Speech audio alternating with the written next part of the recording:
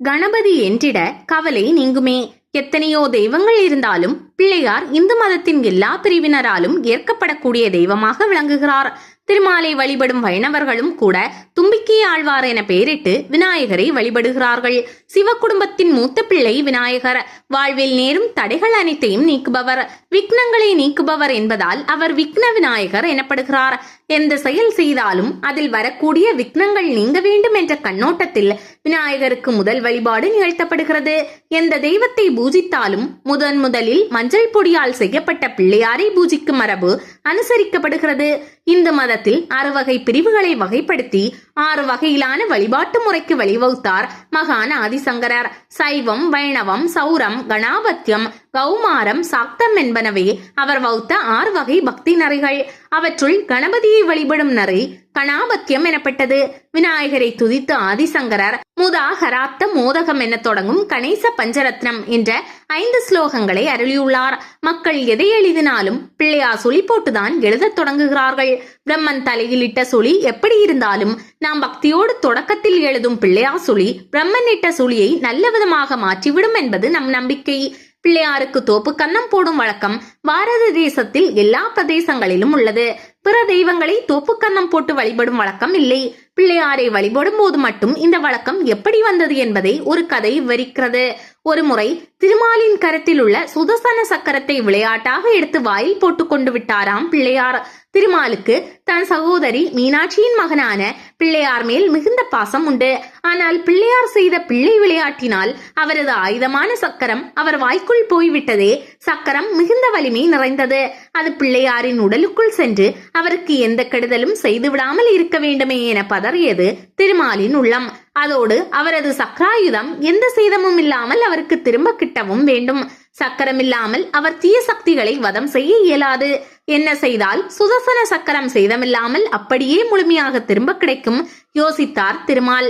பிள்ளையார் வாயை திறந்து உறக்க சிரித்தால் கட்டாயம் சக்கரம் கீழே உருண்டு விழுந்துவிடும். பிள்ளையாரை எப்படி சிரிக்க வைப்பது? திருமால் பிள்ளையாருக்கு வேடிக்கை காட்ட கையால் காதுகளை பிடித்துக் கொண்டு உட்கார்ந்து எழுந்து நடனமாடினாராம். அதை பார்த்த விநாயகருக்கு சிரிப்பு தாழவில்லை. அவர் வாய்விட்டு சிரிக்க சக்கரம் உருண்டு வெளியே வந்து விழுந்து விட்டதாம். விநாயகரை மகிழ வைக்க காதை பிடித்துக் கொண்டு தோப்பு கன்னம் போடும் முறை அப்போதிலிருந்துதான் தோன்றியது என்றும் பிள்ளையாருக்கு முதலில் தோப்பு கன்னம் போட்ட பெருமை திருமாலுக்கு தான் உரியது என்றும் சொல்கிறது அந்த பழங்கதை. பழங்கால பாடசாலைகளில் ஞாபக மறதியினால் நிகழும் சிறிய குற்றங்களுக்காக குழந்தைகளை தோப்பு கன்னம் போட செய்வதுண்டு. கிராம பஞ்சாயத்துகளிலும் தோப்பு கன்னம் போடுதல் குற்றங்களை செய்தவர்களுக்கு ஒரு தண்டனையாக வழங்கப்பட்டு வந்திருக்கிறது. தோப்பு கன்னம் மூளை நரம்புகளை தூண்டும் என்றும் அதனால் நினைவாற்றல் அதிகரிக்கும் என்றும் சொல்லப்படுகிறது. ஞாபக சக்தி வளர வேண்டும் என விரும்புகிறவர்கள் நாள்தோறும் விநாயகருக்கு 8 தோப்பு கன்னமாவது போடுவது நல்லது என்பதை ஞாபகம் வைத்துக் கொள்ள வேண்டும். தோப்பு கன்னம் போடுவதற்கு முன் 2 கரங்களால் அவரவர் நெற்றியின் மேல் புறத்தில் குட்டிக் கொள்ளும் வழக்கமும் நடைமுறையில் உள்ளது. இந்த வழக்கம் எப்படி வந்தது என்பதற்கும் ஒரு கதை இருக்கிறது. அகத்திய முனிவர் தனது கமண்டலத்தில் கங்கை நீரை அடக்கி வைத்திருந்தார்.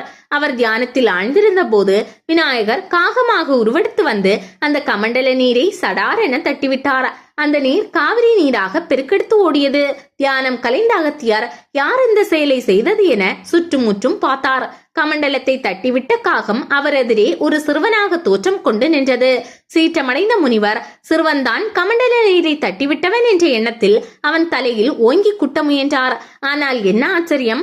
மறுகணம் அந்த தெய்வீக சிறுவன் தும்பிக்கையோடும் பெரிய காதுகளோடும் விநாயக பெருமானாக உருவெடுத்து அவருக்கு காட்சி தந்தான். முதல் கடவுளான விநாயகரை குட்டை எண்ணினோமே என வருந்தியது அகத்தியரின் நெஞ்சம். உடனே அதற்கு தண்டனையாக அவர் தன் தலையில் தானே குட்டிக் கொண்டு விநாயகரிடம் மனமாற மன்னிப்பு வேண்டினார். விநாயகர் அகத்தியரை மன்னித்தது மட்டுமல்ல, இனி என்னை வழிபடுவோர் எல்லாம் உன்னை போல் தலையில் குட்டிக் கொண்டு வழிபடட்டும் என கூறியதாக சொல்கிறது அந்த கதை.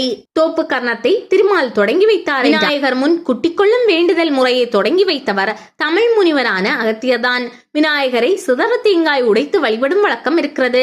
திருச்சி உச்சி பிள்ளையார் கோயில் உள்ளிட்ட சில கோயில்களில் சிதற தேங்காய் வழிபாட்டிற்கென்றே பெரிய கல் தொட்டியை கட்டி வைத்திருப்பார்கள். அந்த கல் தொட்டியில் தேங்காயை வீசி உடைத்து பக்தர்கள் தங்கள் நேர்த்தி கடனை நேர்த்தியாக செலுத்துகிறார்கள். விநாயகரின் சன்னதியில் தேங்காயை சிதற செய்தால் நம் துன்பங்கள் அனைத்தும் தூள் தூளாக சிதறி நம்மை விட்டு விலகி ஓடிவிடும் என அடியவர்கள் நம்புகிறார்கள். சிதற தேங்காய் சில்லுகள் குழந்தைகளுக்கு உரியவையாக கருதப்படுகின்றன. அந்த உடைந்த தேங்காய் சில்லுகளை எடுத்துக்கொண்டு போகும் குழந்தைகளை யாரும் தடுப்பதில்லை. ஜாதகத்தில் திருமண தடை இருப்பவர்கள் விநாயகரை வழிபட்டால் அந்த தடை நீங்கி விரைவில் திருமணம் நடைபெறும் என்று கருதப்படுகிறது. விநாயகரின் தம்பியான முருகன் வள்ளியை காதலித்த போது அவர்கள் இருவரும் திருமணம் செய்து கொள்ளும் வகையில் யானை வடிவில் வந்து உதவியவர் பிள்ளையார்தானே. முருகனின் திருமணத்திற்கு உதவிய பிள்ளையார் தம் அன்பர்கள் அனைவரின் திருமணத்திற்கும் உதவுவார் என்பது நம்பிக்கை. பொதுவாக குன்று தோறும் குடிகொண்டு அருள்பாலிக்கும் கடவுள் முருகப்பெருமான் தான் என்றாலும் அரிதாக அண்ணன் விநாயகரும் மலைகளில் தென்படுவதுண்டு. யானையே கானகங்களிலும் மலைகளிலும் வாழ்கின்ற விலங்குதானே. யானை வடிவம் கொண்ட விநாயகரும் மலையில் வசிப்பதில் வியப்பில்லையே. திருச்சி உச்சி பிள்ளையார் கோயில் விநாயகர் மலை உச்சியில் வீற்றிருக்கிறார். படியேறி சென்று அவரை வழிபடுவோரை வாழ்க்கையில் படிப்படியாக அவர் உயர்த்துகிறார். விநாயகர் பல்வேறு தோற்றங்களில் காட்சி கொடுக்கக்கூடியவர். விநாயகர் அளவு விதவிதமாக தோற்றமளிக்கும் கடவுள் வேறு யாருமில்லை. வீணையை கையில் ஏந்திய மீனாதர விநாயகர், மிருதங்கம் வாசிக்கும் மிருதங்க விநாயகர், சயன விநாயகர், வட இந்தியாவில் இரு மனைவியரோடு காட்சி தரும் சித்தி புத்தி விநாயகர், அண்மை காலங்களில் கணிப்பொறையை இயக்குபவராய் காட்சி தரும் கம்ப்யூட்டர் விநாயகர் என விநாயகர் காலத்திற்கேற்ற கோலம் கொள்ளும் கடவுளாக விளங்குகிறார்.